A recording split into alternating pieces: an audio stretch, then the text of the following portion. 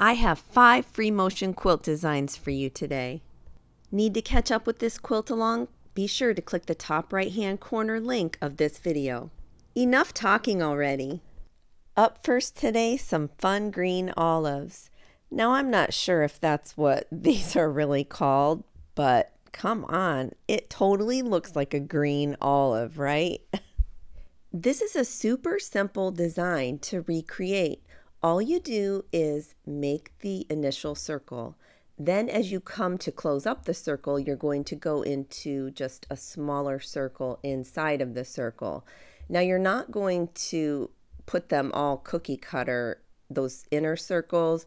You're going to add them in at different parts of the closing of the circle. I hope that makes sense. All these are just extra big pebbles with tinier pebbles inside, if you want to look at it like that. This would make a really great all over design if you had to free motion quilt something really quick. I got through with this block within minutes. It was that quick to finish because the extra large pebbles, so to speak, were so big that they just covered more area. And of course, with all the pebble practice I've been doing with the tinier pebbles, the larger pebbles were actually a breeze. You all probably also noticed that I do have my new free motion quilting foot on my machine today. And it's a ruler foot, and this was the first time I used it, and so far so good. Look at how fun this block is. I really love how it turned out. It gives so much different texture. Let's echo some paisleys now. To make a paisley, just start at one corner and make a teardrop shape. And then you're going to echo around that. And you can see here I did turn my quilt block around for a better vantage point to see what was happening. So I echoed around it 3 times, that initial one, and you can see here I just made like a shoot coming out of the side edge there of the other one.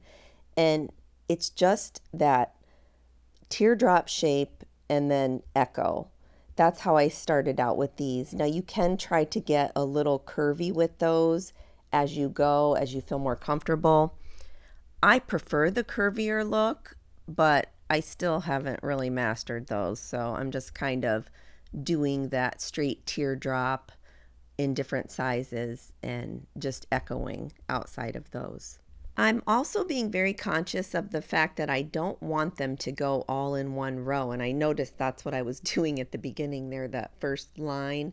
So I brought the paisley kind of curved around in the opposite direction there because I just didn't want them all going in the same direction. I just don't like that look. I like the all over look, and plus when you do it different ways, facing one direction and then another direction, it hides a lot of mistakes, believe it or not.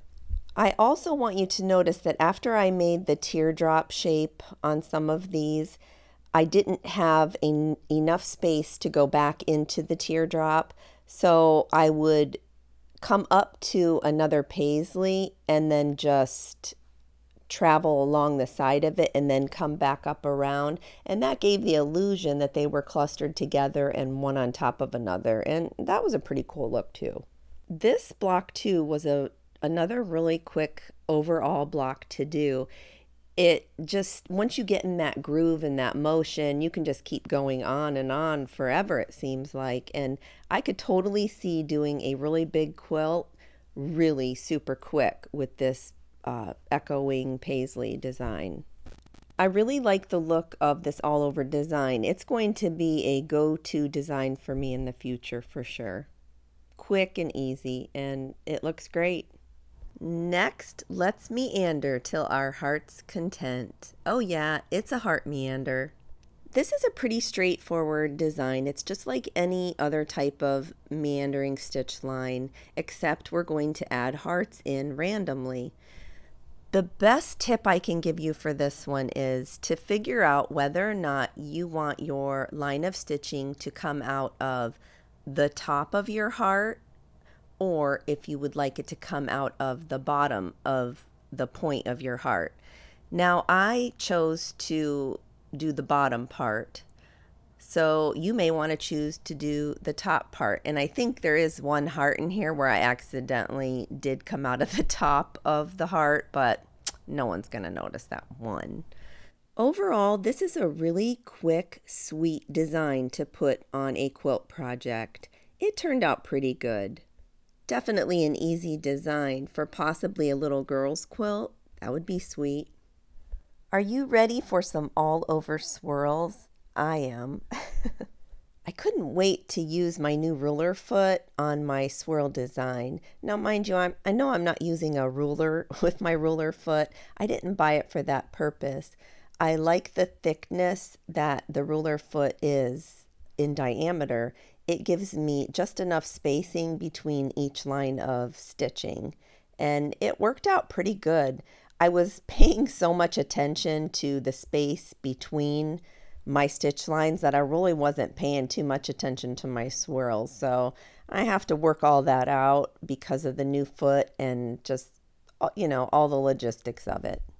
So far, this ruler foot is working out great. I know I have a lot more practice to do with it. I've only used it just on these past couple blocks, but if I had to do an early review of it, I'm going to say, yes, absolutely, you should get one of these. And I typically don't tell you guys that you have to buy things in order to do what you need to do in sewing, but there are some things that are needed, and I believe that this could be one of them. The jury's still out yet. I haven't used it long term, but in the early review stages, yes, and I will link it down in the description box below this video on the exact ruler foot that I purchased.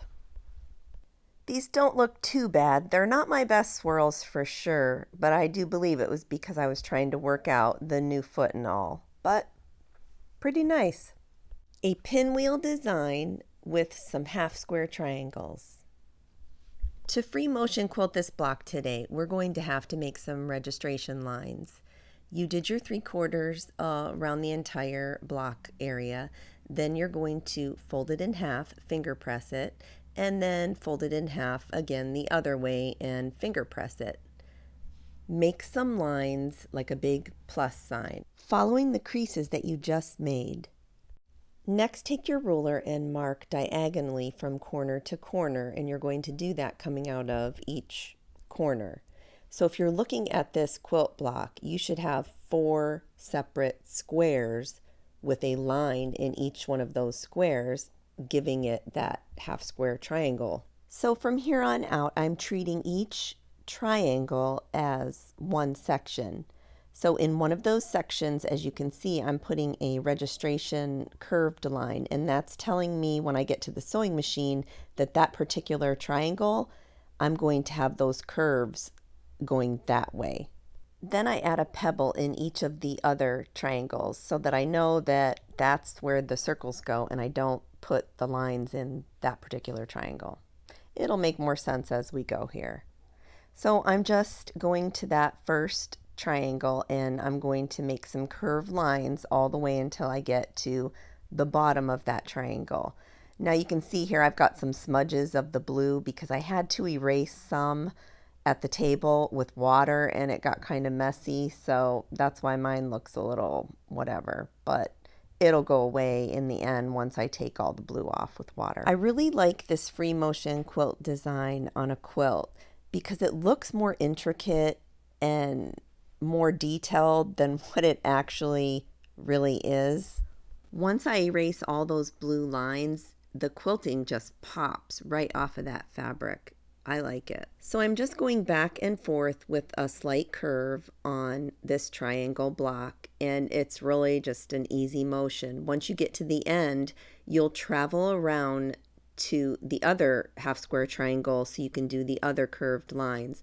I did all 4 of my curved areas first, and then I went to my pebbles last. You can see here I'm using my smaller free motion in diameter quilting foot, and that's because I didn't receive my other one in the mail yet when I videoed this particular block.